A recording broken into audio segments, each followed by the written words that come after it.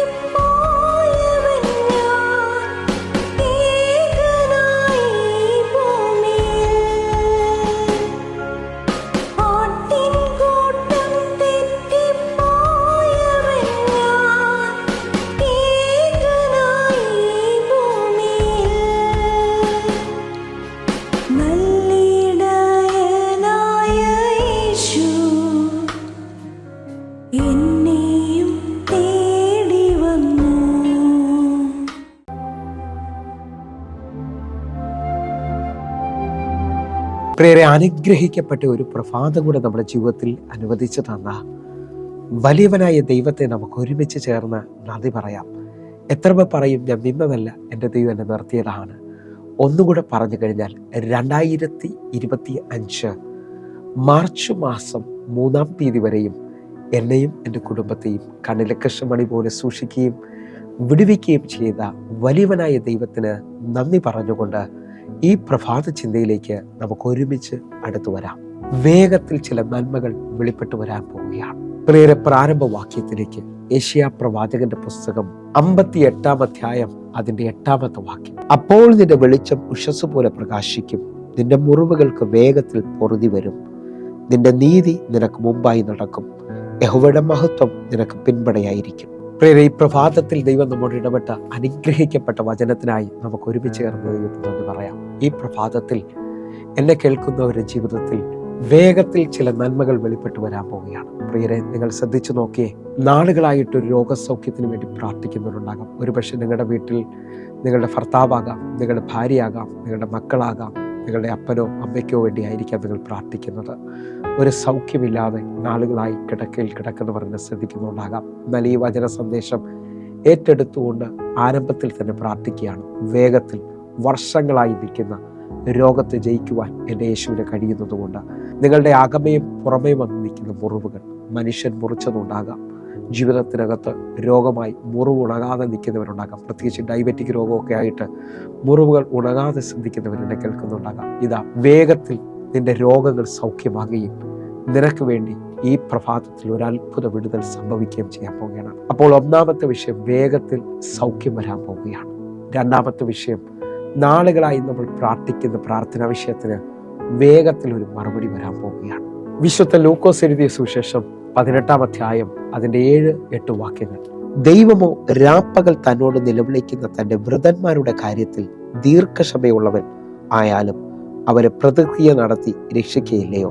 8-ാമത്തെ വാക്യം, വേഗത്തിൽ അവരെ പ്രതിക്രിയ നടത്തി രക്ഷിക്കും എന്ന് ഞാൻ നിങ്ങളോട് പറയുന്നു. എന്നെ കേൾക്കുന്നവരെ, നാളുകളായി ദൈവസന്നിധിയിൽ കരയുന്ന, നാളുകളായി മുട്ടുമടക്കി പ്രാർത്ഥിക്കുന്ന നിങ്ങളുടെ വിഷയത്തിനകത്ത് വേഗത്തിൽ ഒരു മറുപടി ദൈവം തരാൻ പോവുകയാണ്. പ്രാർത്ഥിക്കുന്ന എത്ര പേരുടെ കൂടെ ചേർന്ന് പറയും, ഇതെൻ്റെ മറുപടിയുടെ ദിവസമാണ്. എൻ്റെ കർത്താവ് വേഗത്തിലൊരു മറുപടി എൻ്റെ ജീവിതത്തിൽ തരികയാണ്. അതേപോലെ തന്നെ അടുത്ത വിഷയം എന്താണെന്ന്, വേഗത്തിൽ ഒരു വിടുതൽ നിങ്ങളുടെ ജീവിതത്തിൽ ദൈവം അയക്കാൻ പോവുകയാണ്. നാളുകൾ മുമ്പോട്ട് പോകാൻ കഴിയാതെ കാരാഗ്രഹത്തിൽ കിടക്കുന്നത് പോലെ ജോലിക്ക് ശ്രമിച്ചിട്ട് ഒരു വിടുതലില്ല, വിവാഹത്തിന് നോക്കിയിട്ട് ഒരു വിടുതലില്ല, തലമുറയിൽ ഒരു വിടുതലില്ല, കുടുംബത്തിൽ ഒരു വിടുതലില്ല, ബിസിനസ്സിൽ ഒരു വിടുതലില്ല എന്ന് പറഞ്ഞുകൊണ്ട് നിൽക്കുമ്പോൾ എന്നെ കേൾക്കുന്നവരെ ശ്രദ്ധിച്ചാട്ടെ, വേഗത്തിൽ ദൈവം നിങ്ങളെ വിടുവിക്കുവാൻ പോകുന്നു. ഉൽപ്പത്തി പുസ്തകം 41-ാം അധ്യായം അതിന്റെ 14-ാമത്തെ വാക്യം.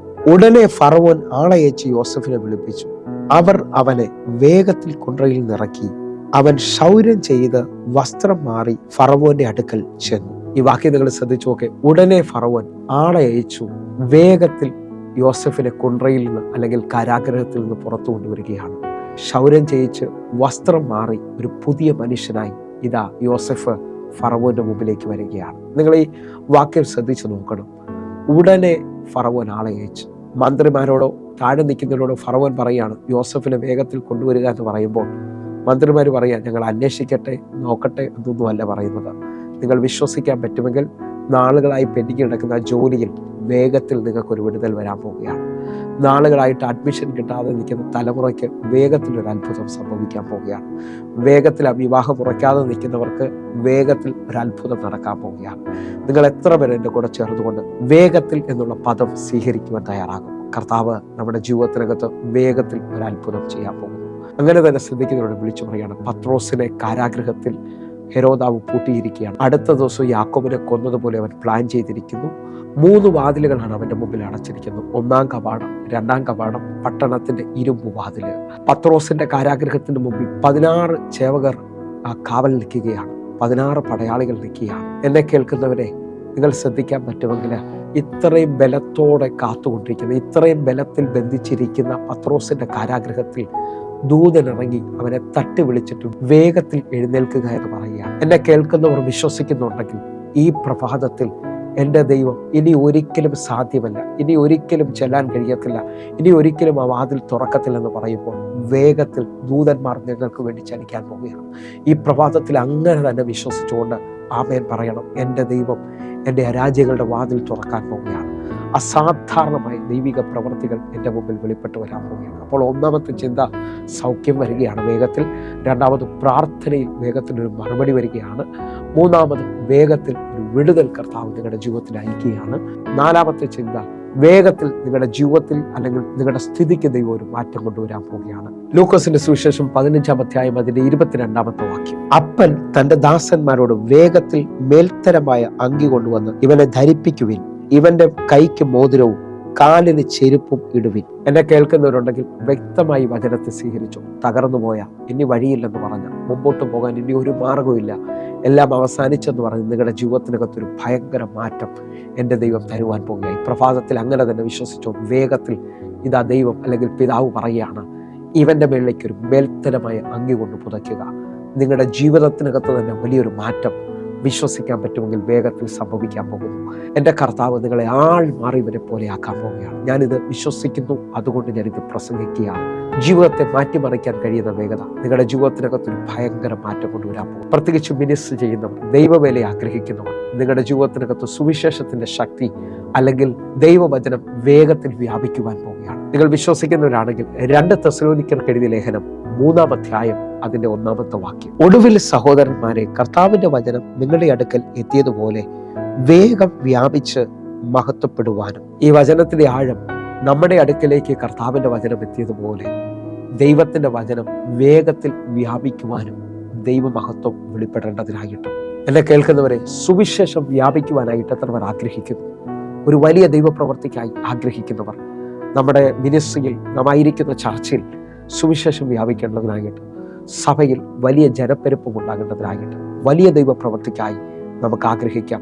ഒറ്റ വാക്യം കൊണ്ട് ഇതിനെ ചേർന്ന് വായിക്കാൻ ആഗ്രഹിക്കുന്നു. മാർക്കോസിന്റെ സുവിശേഷം 1-ാം അധ്യായം അതിന്റെ 28-ാമത്തെ വാക്യം. അവന്റെ ശ്രുതി വേഗത്തിൽ ഗലീല നാടെങ്ങും പരന്നു. എന്നെ കേൾക്കുന്നവരുണ്ടെങ്കിൽ ഈ വചനത്തെ ഒന്ന് സ്വീകരിച്ചേ. ശ്രുതി വേഗത്തിൽ ഗലീല നാടെങ്ങും പരന്നു. സുവിശേഷം പരക്കാൻ പോവുകയാണ്. ഞാനും നിങ്ങളും ജീവിക്കുന്ന ദൈവത്തിന്റെ സാക്ഷിയായി തീരാൻ പോവുകയാണ്. അങ്ങനെ വിശ്വസിക്കുന്നവരുണ്ടെങ്കിൽ ഈ അവസാന മിനിറ്റിൽ ഹൃദയത്തിനകത്തൊന്ന് പറഞ്ഞു, വേഗത്തിൽ ചില അത്ഭുതങ്ങൾ സംഭവിക്കാൻ പോകുന്നു, വേഗത്തിൽ ചില നന്മകൾ കാണാൻ പോവുകയാണ്. കർത്താവേ, ഞങ്ങൾ ഒരുമിച്ച് ചേർന്ന് പ്രാർത്ഥിക്കുകയാണ്. ഇന്ന് ഞങ്ങൾ വിശ്വസിക്കുന്നു, വേഗത്തിൽ ചില അത്ഭുതങ്ങൾ വെളിപ്പെടാൻ പോകുന്നു, വേഗത്തിൽ വലിയ ദൈവപ്രവൃത്തികൾ വെളിപ്പെടാൻ പോകുന്നു. കർത്താവേ, എന്നെ കാണുന്ന ഓരോ മക്കൾക്കുമായി പ്രാർത്ഥിക്കുന്നു. അവരുടെ തടസ്സങ്ങൾ മാറി വേഗത്തിൽ നന്മകൾ വെളിപ്പെട്ട് വരട്ടെ. യേശുവിന്റെ നാമത്തിൽ ഞാൻ പ്രാർത്ഥിക്കുന്നു.